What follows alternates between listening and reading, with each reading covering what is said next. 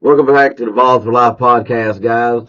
Gigantic news, Bob. We've been, waiting for months, really, it seems like, for Tristen Keys to flip to the good guys. Yeah, I mean, we thought we had him there at one point. We thought we was the leader for him. Then all of a sudden he committed to LSU. Just a gigantic get, Tim. And when you get a guy who, I mean, as a lot of ball fans know, you had Jeremiah Smith went to Ohio State last year. Ryan Williams, that guy that's 17 years old, that kid. Is that how old he was? Yeah, went to Alabama. Uh, this is that kind of guy. Those guys was ranked where this guy was. Hmm. And it looks like there's a decent chance Tristen Keys could be one of those kind of guys. And man, if you could get one of those kind of guys, Yeah, I mean, that's a game changer, man. I mean, that's a whole nother level. it is. I think back to Mike Matthews, was a really highly rated guy for us last year. It was a big, big get. Right. Uh, but I'm trying to think of who's the last wide receiver anyway that we've gotten this type. I mean, in modern era, I can't think of anybody. Maybe a Like couple Keys Pickens. go. I mean, I think so, but Uh, if one of y'all can think of somebody, feel free to, you know, throw a comment in there. And you can also say, is this the biggest recruiting we've got in however many years? I know David Sanders was right around this same area. area last year, but How do you feel about the of one offensive lineman versus a wide right, how receiver far as the and need, and the right, yeah, need and everything? that's kind of what I meant by that. Yeah, Um, let us know what you think about this. I mean, are you pumped? What I mean, I know I am. I am, man. When you get a guy who could be a game changer, Yeah, top uh, 10 player in the country, top five according to some people. something else, man. And when you watch his film here, Tim, I don't know, maybe I hate doing comparisons, but I like doing Oh, comparisons. go ahead, Bob. No, I'm not embarrassed. not comparing him to you, Tim. Oh, okay. I think the ref running down the sideline is a closer comparison to you. Which one? The one that fell? Yeah, the one that's like 300 pounds. Oh, okay. But anyway, uh, the guy compares to me when I'm watching him, man. I see some Jamar Chase kind of guy. I mean, he just looks like he's really good at everything. When I watch the film, he high points well, Hmm. tracks the ball very well. Very well.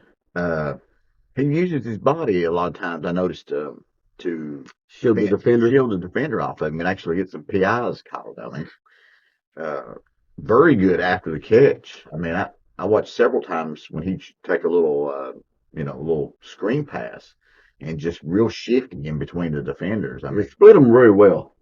I mean, there's nothing this guy doesn't do at an extremely high level. I mean, some recruits were like, well, this guy's fast and tall and Well, he can just get the ball. right. And this guy is fast and he is tall Right.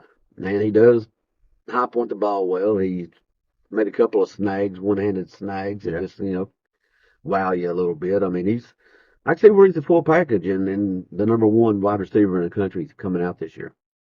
Yeah. I mean, there's a lot to like about his game when you watch him. What does that put it, Bob? I mean, if you want, unless I'm jumping ahead of myself, taking a look at this wide receiver group. Number one in the country, Tim. I mean, and it's not even really close when you start looking at the rankings. I just got on there and looked, and I thought, where does this put us as far as a class goes? Keys number one. Moa, which is technically an athlete, but when you rank him as far as his national ranking, he would be the number 5 wide receiver in the country. And then you got Tariq King at number 16. Nobody has 2 guys, much less 3 in that area. Yeah. And King's somebody that over the last several updates has continued to rise, and I wouldn't be surprised for that to continue. Yeah, I mean, gigantic recruiting class as far as wide receivers goes and the passing game.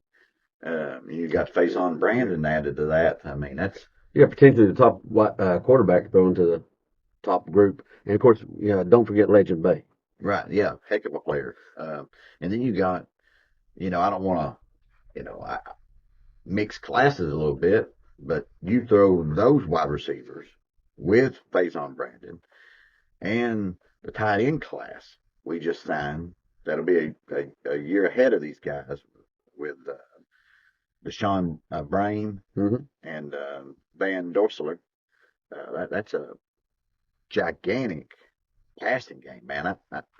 It's about to be fun. And But to get real, boys. that's Get right. real. I think we're getting back to be 22 Offense. offense. We're just tossing around, making it look easy. Yeah, I mean, and we talked about that when uh, Heupel first got here, and then we talked about it first couple of years. Right now we said Heupel was beating everybody with scheme, but they would make some adjustments to it. Yeah, But what we had to do was, what was this offense going to look like once he went out and got some top-rated individuals right. too? Yeah. And that's what he's doing. And I think we got some top-rated guys on campus. They're just a lot of them really young. I mean, Mm-hmm. like the tight ends, Mac Matthews, Braylon Staley. I mean, those are Yeah. dang good wide receivers. Yeah. And then Darius last year's Jackson. favorite, Darius Jackson, Travis Right. Hunter. I mean, Yeah. I always call him Travis Hunter. Travis Smith. Travis Smith, which was Travis Hunter. And we put him up playing defense and offense. But maybe played two wide receiver spots. Yeah, I mean, That's what we need. But man, a huge, gigantic get. Gotta love the pickup. And I tell you what, man, with this kind of momentum, its class rankings gonna keep it's blowing up. well, it is, Bob. It's got the real possibilities to be in Heupel's best class. I don't think there's any doubt at this point. Yeah, man. You got anything else to add, Tim? The only thing I always want to have, Bob, and that's a big orange. All right, go Vols.